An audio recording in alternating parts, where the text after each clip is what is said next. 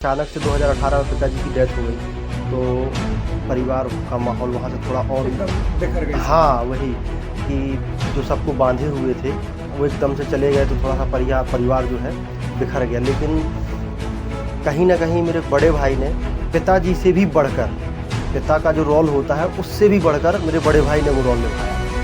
मेरी मम्मी की देखभाल की, हम दोनों भाइयों को बहुत अच्छे से पढ़ाया और उनका कहना। नमस्कार दोस्तों, स्वागत है आपका इस जमघट में। और हमारा ये 5वां एपिसोड है। अभी तक आपने कंटिन्यू एपिसोड देखे होंगे, बहुत सारे एपिसोड देखे होंगे, बहुत सारे आपको चीज़ें मिली होंगी आपको सुनने में, जानने में।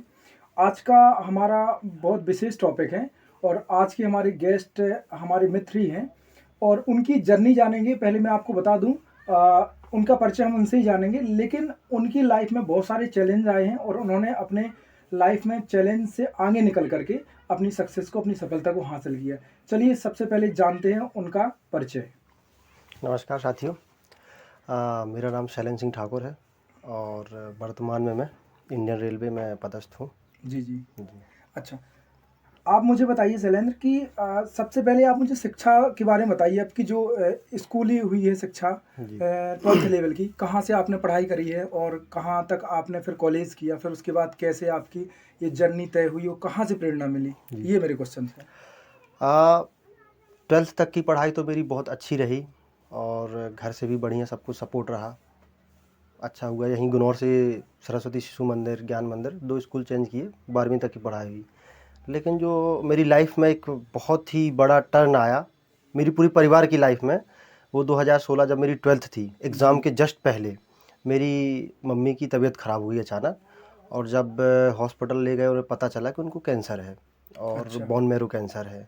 उस टाइम पे मेरी 12th थी और एग्ज़ाम नहीं हुए थे अच्छा। और दोनों भाई बाहर कॉलेज में थे, दोनों का फाइनल ईयर चल रहा था, तो उनका घर आ पाना, हॉस्पिटल ले जाना संभव नहीं था। तो मैंने अपने प्री बोर्ड भी छोड़े और कुछ प्रैक्टिकल भी छोड़े, क्योंकि मैं उस टाइम मम्मी को लेकर हॉस्पिटल में था। और रिस्पॉन्सिबिलिटी पूरी आपके ऊपर हाँ। थी। और जैसा कि आपने बताया कि जो आपके भैया लोग हैं वो हाँ, थे नहीं। थे नहीं। अच्छा। वो लोग बाहर से बहुत सपोर्ट कर रहे थे और जैसे दूर जाना है, जैसे दिल्ली हॉस्पिटल जाना है, तो भाई लोग ही आते थे। लेकिन जो घर को देखना था, वो मुझे ही करना पड़ रहा था। थोड़ी सी पढ़ाई में डिस्टरबेंस पैदा हुई यहाँ पे, लेकिन कोई बात नहीं, फिर भी 12th अच्छे से कंप्लीट हुई। और उसके बाद जो मेरा लक्ष्य था, मेरे भैया, मेरे सबसे बड़े वाले भाई हैं, उन्होंने अच्छा सजेस्ट किया था कि कॉलेज जाना है, कॉलेज के बाद वहीं से एक जर्नी तैयार करनी है, ग्रेजुएशन, पोस्ट ग्रेजुएशन, पीएचडी, इस लाइन में तैयार होना अच्छा। है। उसी के लिए मैंने बनारस हिंदू यूनिवर्सिटी का एंट्रेंस एग्ज़ाम दिया और उसमें मेरा सिलेक्शन भी हो गया बैचलर ऑफ आर्ट के लिए। लेकिन घर की ऐसी परिस्थितियाँ हुई कि मैं घर नहीं छोड़ सकता था। मतलब आपका जो फील्ड था सिविल सेवा था क्या? हाँ, बस यही अच्छा। था। लेकिन ऐसा हुआ कि मैं घर नहीं छोड़ सकता था, इसलिए मैंने करीब 2 साल का ड्रॉप लिया 12th के बाद और यहीं रह के गुनौर में घर मम्मी पापा के साथ रहा और आईटीआई करी। फिर उसके बाद ग्रेजुएशन का बना, लेकिन फिर समझ में आया कि अब वो वाला जो फील्ड है, उससे थोड़ा-सा हटना चाहिए, तो मैंने अपनी जो ग्रेजुएशन है वो प्राइवेट करी और घर से ही तैयारी शुरू की। फिर माहौल बना, मम्मी की तबीयत कुछ ठीक हुई। तबीयत ठीक होने के बाद मेरे बड़े भाई की भी जॉब लग गई, तो कुछ घर में रहा, कुछ इंदौर में रहा, ऐसे करके मैंने अपनी तैयारी जो शुरुआत की। एक अच्छा। अपने आप को तैयार करना चालू किया। भाई का कहना था कि ठीक है, हम रेगुलर अगर आप नहीं रह सकते, कोचिंग नहीं कर सकते, लेकिन आपको जितना टाइम मिलता है, आप अपनी कंटिन्यूटी बनाए रखें पढ़ाई में, क्योंकि पढ़ाई एक बार अगर छूट जाती है तो उसको दोबारा रिदम में लाना बड़ा मुश्किल होता है। मुश्किल तो मैंने होता है। शुरुआत में वही किया, दिन में 1 घंटे 2 घंटे जितना भी टाइम मिलता था अपना थोड़ा बहुत पढ़ता रहा। जैसा आपने मुझे कुछ देर पहले बताया कि आपका जो फील्ड सिविल सेवा का था, जी। तो इसकी प्रेरणा कहाँ से मिली थी आपको? इसकी प्रेरणा मुझे घर से ही मिली थी। मेरे पिताजी शिक्षक थे जी। और उनसे मैं काफ़ी सुनता रहता था उनके अधिकारियों के बारे में कि आज फलाने आईएएस का, कलेक्टर साहब का, एसडीएम साहब का, तहसीलदार साहब का विज़िट हुआ है, ये वो। तभी से मेरे मन में था कि मैं कर सकता हूँ और मेरे भाइयों का सपोर्ट है और मैं कर सकता हूँ। मुझे ऐसा लगता था कि मैं कर सकता हूँ। जी जी। तो मैंने उस टाइम पे सोचा था, लेकिन कुछ चीज़ें थोड़ा-सा विपरीत हुईं, तो उस समय मैंने वो सोच को थोड़ा-सा दबा दिया अपने आप में। अच्छा अच्छा। जी। चलिए ठीक है। तो आपको सबसे पहली सक्सेस फिर कैसे मिली आपको? आ, 12th के बाद ये हुआ, फिर अचानक से 2018 में पिताजी की डेथ हो गई, तो परिवार का माहौल वहाँ से थोड़ा और एकदम बिखर गई सब हाँ बात। वही कि जो सबको बांधे हुए थे वो एकदम से चले गए, तो थोड़ा सा परिवार जो है बिखर गया। लेकिन कहीं ना कहीं मेरे बड़े भाई ने पिताजी से भी बढ़कर, पिता का जो रोल होता है उससे भी बढ़कर मेरे बड़े भाई ने वो रोल निभाया। मेरी मम्मी की देखभाल की, हम दोनों भाइयों को बहुत अच्छे से पढ़ाया, और उनका कहना था कि अब यहाँ कुछ नहीं है, जहाँ हम जॉब करते हैं सबको वहीं रहना है। तो पहले वो हम दोनों भाइयों को इंदौर ले गए, और पिताजी की मृत्यु के बाद फिर उन्होंने अपना ट्रांसफ़र इंदौर से भोपाल ले लिया, और माताजी को भी फिर वो भोपाल ले गए। तो 2019 से हम लोगों ने भोपाल में रहना चालू किया, और कोविड आ गया। मेरी जो पढ़ाई है विशेष तौर पर कोविड और कोविड के बाद जो मुझे समय मिला जी। वहाँ पे हुई। उस समय पे उत्तर प्रदेश सब इंस्पेक्टर का एग्ज़ाम हुआ था, उसके लिए मैंने बहुत मेहनत की, जी तोड़ मेहनत की, लेकिन फाइनल मेरिट में मेरा सिलेक्शन नहीं हुआ, और वही पढ़ाई मेरी कहीं ना कहीं काम आई। और मैंने जस्ट उसके बाद मध्य प्रदेश पुलिस का एग्ज़ाम दिया। कौन सी सन में? ये था 2021 में। 2021 में मध्य प्रदेश पुलिस का। हाँ, अच्छा। तो उसमें मेरे ठीक नंबर थे। फिजिकल तो आप ही के साथ मैंने काफ़ी बार किया है, बिल्कुल, बिल्कुल। तो फिजिकल में भी मेरा कॉन्फिडेंस था, तो फिजिकल भी मैंने दिया, और फिजिकल में भी मेरा अच्छा नंबर सब कुछ रहा। देन क्वालिफाई किया, हाँ, फिर ज्वाइन भी किया हाँ आपने ज्वाइन भी किया 2021 में। 21 में। शैलेंद्र, मुझे ये जानना है आपसे कि आपने जब बताया कि जब मेरी 12th क्लास थी जी। उस टाइम पे मतलब आपकी मम्मी मतलब बीमार हो गई थी और बहुत उस टाइम पे भी बहुत परेशानी हुई, फिर आपने बताया कि फादर भी आपके एक्सपायर हो गए थे। जी। उसके बाद मतलब मुझे एक बताइए थोड़ा सा कि आपने इतने चैलेंजेस और इतने कैसे मैनेजमेंट किया, अपने आप को कैसे मोटिवेट करके रखा, मतलब कैसे लड़ा इन परिस्थितियों से, थोड़ा सा मुझे बताइए। मेरा पूरा परिवार मोटिवेशन से भरा हुआ है। मेरे पिताजी, जो उनका बचपन था बहुत ही गरीबी से गुजरा। अक्सर वो रात के बताया करते थे, और बताते बताते रोने लगते थे कि उनका जो बचपन था कैसे बीता। वो कैसे बाहर रहे, कई बार तो उन्हें रात के खाना नहीं मिलता था। खेती थी, लेकिन उस समय में आज से 20 30 40 साल पहले खेती का कोई महत्व नहीं था, कुछ नहीं होता था 50 साल पहले। धीरे धीरे उन्होंने मेहनत की। वो और उनके बड़े भाई पन्ना पढ़ने जाते थे, बड़े भाई रोते, लेकिन वो अपना दृढ़ निश्चय होकर पन्ना जाते। पन्ना के बाद वो छतरपुर गए, खुद कोचिंग पढ़ाते और पढ़ते। उनका ग्रेजुएशन हुआ, और उनने मेहनत की, ईश्वर ने साथ दिया, उस शिक्षक में उनका चयन हो गया। और वो कहा करते थे कि उनके पिताजी की मेरे पिताजी जो हैं, मेरे दादा दादी की मृत्यु उनके बचपन में हो गई थी, पिताजी के अच्छा। बचपन में। तो मेरे पिताजी को पाला है उनके चाचा ने, अंकल ने, अच्छा, अच्छा। और उनके अंकल ने शादी नहीं की क्योंकि ये बच्चे छोटे थे। तो पिताजी बताया करते हैं कि जब इनकी जॉब लगी उस समय फ़ोन और ये सब तो चलते नहीं थे। पहली ज्वाइनिंग थी, पहला महीना था, और महीना के आखिर में इनको खत मिला कि इनके जो चाचा हैं उनकी मृत्यु हो गई है। अच्छा। तो वो साइकिल से आए, एक दिन उन्हें साइकिल से पहुंचने में लगा, देखा कि चाचा नहीं रहे, तो इनका मन हुआ कि नौकरी छोड़ देते हैं, यहीं रहेंगे। लेकिन उन्होंने नौकरी नहीं छोड़ी पिताजी ने, और उनका कहा उन्होंने बताया कि उनकी जो पहली सैलरी थी जी। वो उनके चाचा की पुण्यतिथि में लगी। फिर वो बोले कि फिर मैं और दृढ़ निश्चयी हो गया, और मैंने अपनी नौकरी को शुरू किया। 67 रुपये उन्हें सैलरी मिलती थी पहले महीने, 67 रुपये। 67 रुपये। और वही 67 रुपये ने मेरे परिवार को, हमारे परिवार को बांधा, और आगे चल के आज हम लोग इस काबिल हुए कि गांव से शहर, शहर से फिर राजधानी, ऐसी जगह में सर्वाइव कर रहे हैं, बहुत अच्छे से रह रहे हैं। चलिए चलिए, बहुत अच्छा। जैसा कि आपने बताया कि पहले स्टार्टिंग में बताया कि आप अभी फ़िलहाल वर्तमान में रेलवे में जी। पदस्थ हैं आप। चलिए शैलेंद्र, मेरे आपसे कुछ क्वेश्चंस हैं। जी। सबसे पहले तो आपसे मेरा फर्स्ट क्वेश्चन यही है कि आपका पुलिस कांस्टेबल से रेलवे ज्वाइन करने का क्या रीज़न था? रीज़न वही था जिसकी चर्चा हमारी शुरुआत में हुई थी, सिविल सर्विस। अच्छा। जब मैं पुलिस में था तो मुझे ऐसा लगा कि पुलिस में रह के पढ़ाई करना और भविष्य को बेहतर करना थोड़ा सा कठिन है।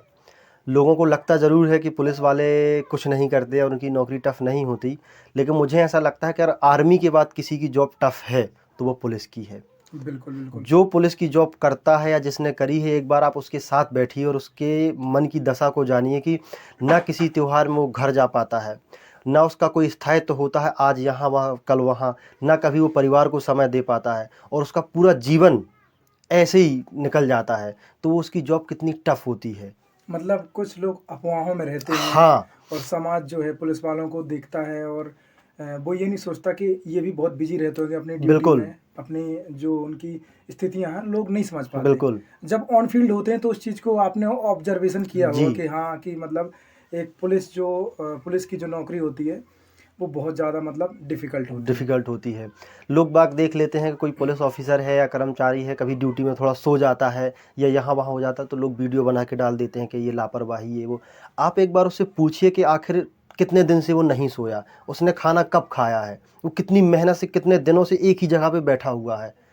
2 मिनट के लिए अगर वो सोने चला गया या घूमने चला गया, तो भाई वो भी इंसान है ना। बिल्कुल, बिल्कुल। वो भी उतनी ही मेहनत कर सकता है जितनी ईश्वर ने उसको क्षमता दी है। बिल्कुल। क्षमता से अधिक तो कोई कुछ नहीं कर नहीं, नहीं, सकता। बिल्कुल, बिल्कुल। तो यही सब मैंने देखा। ख़ैर मैंने पुलिस में बहुत ज़्यादा टाइम तो नहीं दिया, 7-8 महीने दिए, लेकिन किसी भी चीज़ को समझने के लिए 7-8 महीने भी बहुत होते बहुत हैं। होते हैं। मैं बैरक में रहा, अपने सीनियर्स के साथ रहा, मैंने बहुत नज़दीक से देखा कि पुलिस की जॉब करना बहुत टफ़ है और कुछ एक की वजह से पूरा पुलिस महकमा बदनाम है, तो मुझे नहीं लगता कि ये सही है। बहुत ईमानदार अधिकारी और कर्मचारी भी होते हैं।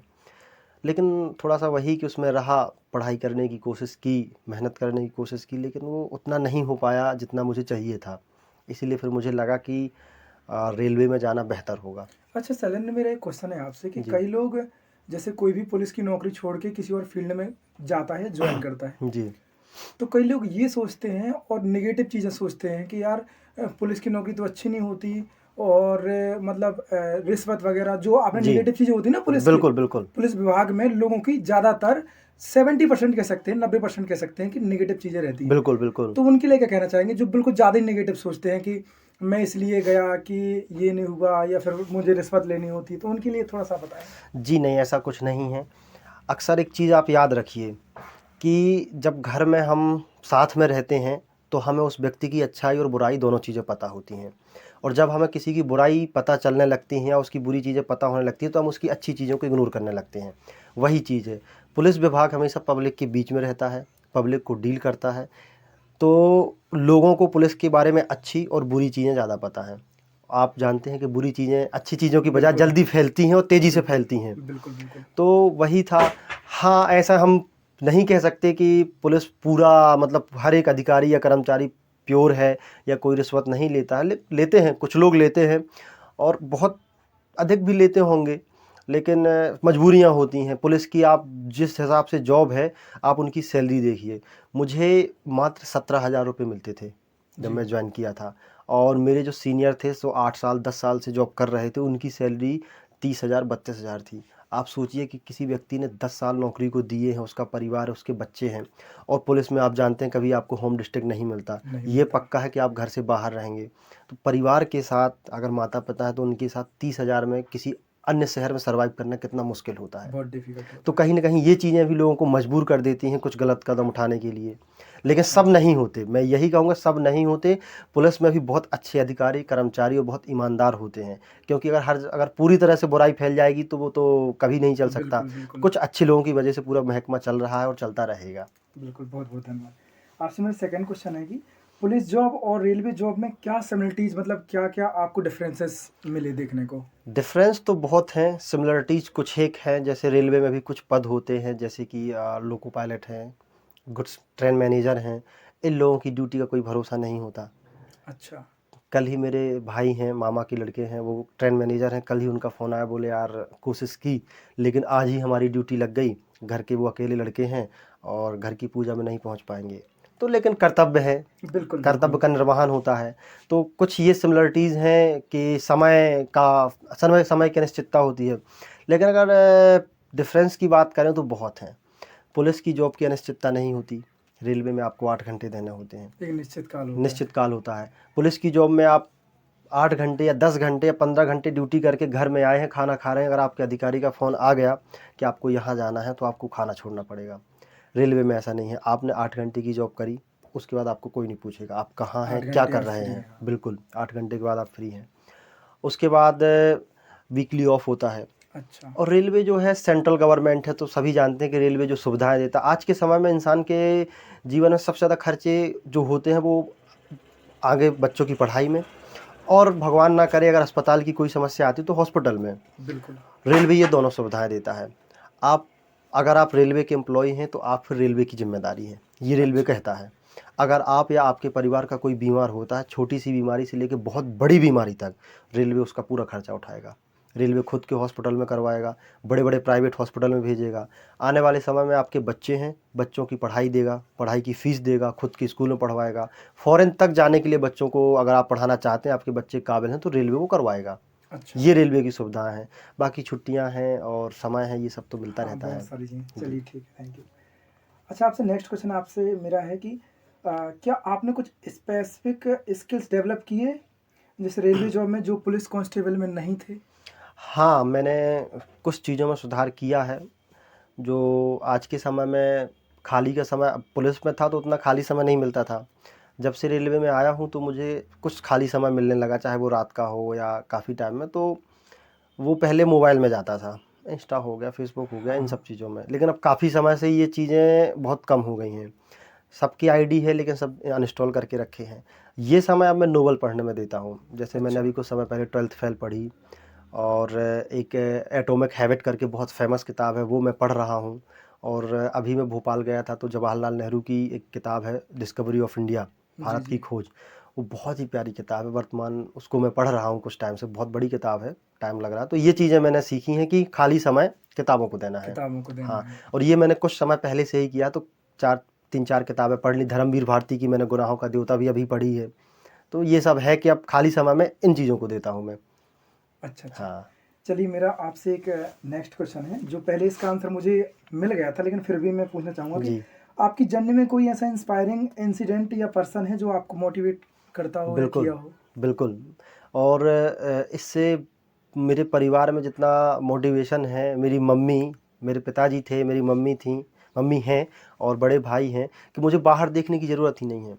मेरी मम्मी को 2-2 कैंसर है, शुगर अलग से है। मतलब 60 की एज में एक शरीर में 2 एक ब्लड कैंसर, लिम्फोमा जैसी बीमारी होना एक बहुत बड़ी बात होती है। एम्स के डॉक्टर ने भी कहा था कि एक शरीर में खून की 2 बीमारियाँ एक बहुत बड़ी रेयर केस है। लेकिन मेरी मम्मी को आप देखिए, आप उनसे मिलिए, वो फुल मोटिवेट रहती हैं। उनका कहना है कि ईश्वर को जब बुलाना होगा वो बुला लेगा, ये तो सब चल रहा है। और उनसे मोटिवेट आप रहते हम हैं। रहते हैं, बिल्कुल, बिल्कुल, कि जो होना है वो निश्चित है, बस अपना कर्म करते रहिए, कोशिश करते रहिए, जो मिलना है वो मिल के रहेगा, बस मेहनत की ज़रूरत है। अच्छा, अच्छा। तो जी, मतलब अपनी आप मदर से ही, अपने बिल्कुल, भाई लोगों से ही आप बिल्कुल, मोटिवेट बिल्कुल, रहते बिल्कुल। हैं। चलिए ठीक है। आप मुझे बताइए कि आपसे मेरा एक छोटा-सा ऐसा क्वेश्चन है कि जो युवा, जो आज की जनरेशन है, जी, वो तैयारी कर रही है। जी, अपना थोड़ा-सा एक्सपीरियंस शेयर करिए। जैसे आपने बहुत सारी चीज़ें मुझे बताई, मैंने ऑब्जर्वेशन खुद किया मैंने कि यार इतनी ज़्यादा कठिनाइयों के बाद भी आप एक सक्सेस पॉइंट तक पहुँचे हैं, जी, और अभी भी आपके कुछ और सपने हैं। जी। तो आप मुझे बताइए कि मतलब जो पर्सन तैयारी कर रहे हैं, कुछ ना कुछ बहाना ढूँढते हैं, फिर वो रुक जाते हैं, तो उनके लिए क्या मतलब एक्सपीरियंस देना चाहेंगे आप अपना? देखिए, रुकना नहीं है, ये है कि रुकना नहीं है।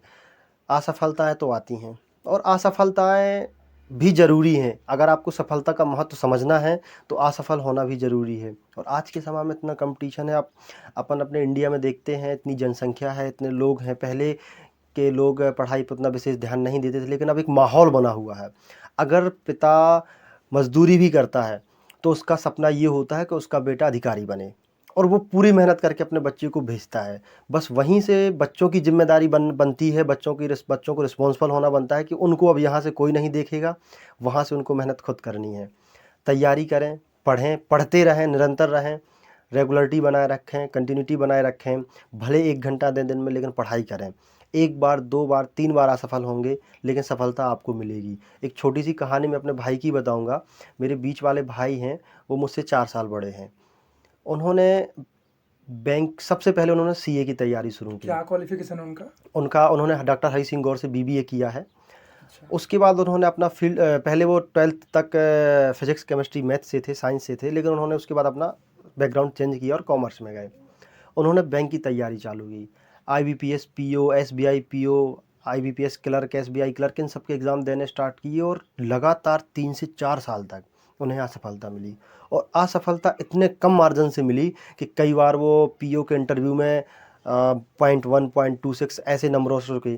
कई बार उनका ऑल ओवर कट ऑफ से 10 नंबर ज़्यादा थे, लेकिन सेक्शनल कट ऑफ से 1 नंबर से रुक गए। मतलब लगातार 3 साल तक कम से कम 50 पेपर में वो रुके, लेकिन वो व्यक्ति रुके नहीं। वो लगातार तैयारी करते गए और सफलता जब कहते हैं ना कि जब भगवान देता है तो छप्पर फाड़ के देता है। बिल्कुल बिल्कुल। जब उनका सिलेक्शन हुआ तो एक साथ 4 एग्ज़ाम क्लियर हुए। सीजीएल क्लियर हुआ और एलआईसी एडीओ क्लियर हुआ, मध्य प्रदेश का पटवारी क्लियर हुआ और आईबीपीएस क्लर्क क्लियर हुआ। चलो चलो, मेरे बहुत लिए इससे अच्छा। बढ़ के मोटिवेशन और क्या है। बिल्कुल, मतलब आपकी जो फैमिली है ना, संघर्ष से बड़ी बड़ी कहानी है बिल्कुल पूरी। बिल्कुल अगर कहा जाए, अगर बिल्कुल बैठ के सुना जाए ना उसको, तो लोग वो चीज़ इम्पॉसिबल को भी ना पॉसिबल करके दिखाया है बिल्कुल। मेरे बड़े आपकी भैया, फैमिली ने। मेरे जब अपने क्षेत्र में, आप तो इसी क्षेत्र के हैं, आप जानते हैं कि अपने क्षेत्र में लोग बाग 12th के बाद सीधे निकल जाते थे तैयारी करने इंदौर, भोपाल और रीवा। जब मेरे बड़े भाई 12th में थे, उनका जो 12th में डिस्ट्रिक्ट टॉपर बने, तो वो पहले व्यक्ति थे जब वो यहाँ से निकल के आईआईटी की तैयारी करने गए। उस अच्छा। समय एआई ट्रिपल ई चलता था और उन्होंने एआई ट्रिपल ई का एग्ज़ाम दिया। पहले साल में ही उनकी रैंक लगी, लेकिन उतनी अच्छी रैंक नहीं थी। एनआईटी भोपाल मिला। कई लोगों का सपना होता है एनआईटी भोपाल जाने का, लेकिन वो खुश नहीं थे। वो बहुत रोए, उदास हुए कि मुझे मेरा नहीं मिला। घर की स्थिति भी नहीं थी कि दोबारा कोचिंग करें, लेकिन कहा था ना, पिता जो होता है वो सब कुछ करने के लिए तैयार रहता है। पिताजी ने बोल दिया कि तुम्हें क्या करना है, हम तुम्हें पढ़ाएंगे। पिताजी ने फिर उन्हें कोटा भेजा और अच्छा। उन्होंने, लोग बताते हैं जो उनके साथ रहते थे कि संदीप 15-15 घंटे बाहर नहीं निकलते थे रूम से, अपना पढ़ते रहते थे, किसी से मतलब नहीं था। 1 साल उन्होंने जी तोड़ मेहनत की और एआई ट्रिपल ई में उनकी ऑल ओवर इंडिया 948 रैंक लगी। कौन सी सन की बात है ये? ये 2000, जब मैं 8th क्लास में था। अच्छा। सन तो मुझे उतना क्लियर नहीं है हम्म। क्योंकि वो मुझसे काफ़ी बड़े हैं, करीब अच्छा। 6 साल बड़े हैं मुझसे वो। 6 साल बड़े। ऑल ओवर इंडिया रैंक लगी और उसके बाद उनको एनआईटी तिरुचिरापल्ली मिला, जो अपने इंडिया का बेस्ट एनआईटी है।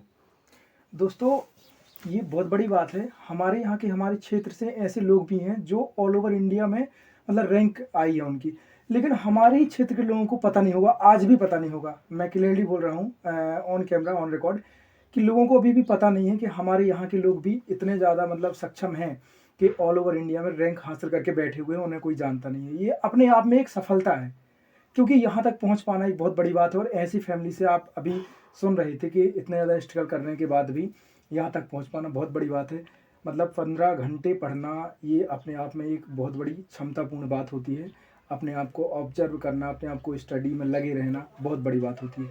तो मैं तो यही कहूँगा यार कि कभी भी ऐसे लोगों के पास बैठो, उनका एक्सपीरियंस लो या फिर उनके बारे में सुनो, और उनसे इन सुनने में अपने आप को एक मोटिवेशन मिलता है और काम करने की क्षमता होती है, पढ़ाई लिखाई करने की एक क्षमता मिलती है और अपने आप में आप मोटिवेट रहते हो। बहुत अच्छा लगा शैलेंद्र आपसे मिल करके। आपसे अब मेरा एक छोटा सा लास्ट क्वेश्चन है जी। कि आपको अपने पापा की कोई ऐसी बात बताइए जो आपको हमेशा याद रहती हो, आपके पापा हमेशा आपसे कहते रहे हो। पापा को गए हुए करीब 5 साल हो गए हैं, लेकिन मैं बस नहीं, मेरे बड़े भैया तक या मम्मी या पूरे परिवार में किसी को इतना समझ में नहीं आया अभी तक कि 5 साल हो गए हैं। ऐसा लगता है कि कल की बात है, ऐसा लगता है कि वो आज भी हमारे साथ हैं कभी। और मेरे पिताजी, उनका शिक्षक थे और शिक्षक का काम ही होता है सिखाना। उनकी बहुत सी बातें हैं, बहुत सी बातें हैं जो हमें हमेशा याद आती बिल्कुल हैं। बिल्कुल, बहुत सी बातों में और बहुत सारी याद आती है, लेकिन मुझे कुछ ऐसी कुछ एक आध बात बताइए जो बिल्कुल आपको हमेशा याद रहती बिल्कुल है। बिल्कुल। पिताजी का जो स्कूल था यहीं से पास में 5 किलोमीटर दूर बिलघाड़ी है, वहाँ पे था। और पिताजी ने कभी बाइक नहीं चलाई है, तो मैं हमेशा उनका ड्राइवर रहा हूँ कहीं भी मतलब हाँ, हमेशा। हमेशा। अगर उनको शाम को घूमने जाना है या उनको कहीं जाना है, छोटू गाड़ी चलाओ, निकालो। बस मैंने गाड़ी निकाली, पापा जी पीछे बैठे और उनको लेके गए। तो एक बार की बात है, 26 जनवरी का टाइम था और हम पिताजी को लेके उनके स्कूल जा रहे थे। सुबह सुबह, बड़ा सुबह का करीब 6:30-6 बजे हुए थे। जनवरी में ठंड भी काफ़ी होती थी। तो हम लोग ऐसे ही जा रहे थे, तो अपना हनुमान जी का मंदिर, उसके नीचे उतरते हुए देखा कि कुछ जो आदिवासी परिवार होते हैं, उनके छोटे बच्चे, महिलाएं लकड़ी का गट्ठर लेके गुनौर आ रहे थे बेचने के लिए। इतनी कड़ाके की ठंड थी और उनके बदन पे ना स्वेटर था, पैरों में एटलीस्ट चप्पल तक नहीं थी। तो जब मैंने, पिताजी ने कुछ नहीं बोला, उन्होंने सिर्फ इतना कहा कि देखो बेटा, ये होती है मेहनत। बस उन्होंने इतना बोला। और जब वहाँ मतलब मैंने देखा तो उनकी आंखों से आंसू निकल रहे थे। तो मतलब एक इंसान इतना भावुक हो सकता है कि किसी की समस्या को देखकर उसकी बिल्कुल। आंखों से आंसू निकल जाएं। आपको छोटी सी बात बताऊं, आपके बिलघाड़ी के ही एक प्रजापति जी हैं, वो फिलहाल आर्मी में थे। आर्मी के बाद अभी उनका बहुत बड़ा बिजनेस है ईंटों का। उन्होंने मुझे बताया था कि जब वो गांव में पढ़ते थे तो पहली, दूसरी, तीसरी, 5वीं में वो गए और उन्होंने स्कूल छोड़ दिया। तो आपके पिताजी को पता चला तो वो हमारे घर पहुंच गए। उन्होंने मेरे पिताजी और माताजी से बोला कि यार आपका बच्चा पढ़ता नहीं है, ये वो, तो उन्होंने मना कर दिया कि हमारे पास पैसे नहीं हैं। तो बोले कि आपके पिताजी मार साहब ने हमें ले गए, उन्होंने अपने पैसों से एडमिशन कराया और 8वीं तक उन्होंने अपने स्कूल में मुझे पढ़ाया। अच्छा। और 8वीं के बाद उन्होंने ही मुझे बताया कि वहाँ वहाँ चले जाओ, आर्मी की भर्ती है। उनने मुझे भेजा, मैं आर्मी में हो गया और आज मेरे चाचा, मेरे मतलब पूरा पूरा परिवार संभल गया। आज वो बहुत बड़े आदमी हैं और नामी आदमी हैं। तो ये घटना मुझे हमेशा याद रखती है कि पिताजी हमेशा छोटे लोगों की बहुत मदद करते थे। और वहीं से मैंने भी सीखा है कि जो असहाय हैं, जो मजदूर या जो गरीब हैं, उनकी मदद करो। बिल्कुल, बिल्कुल।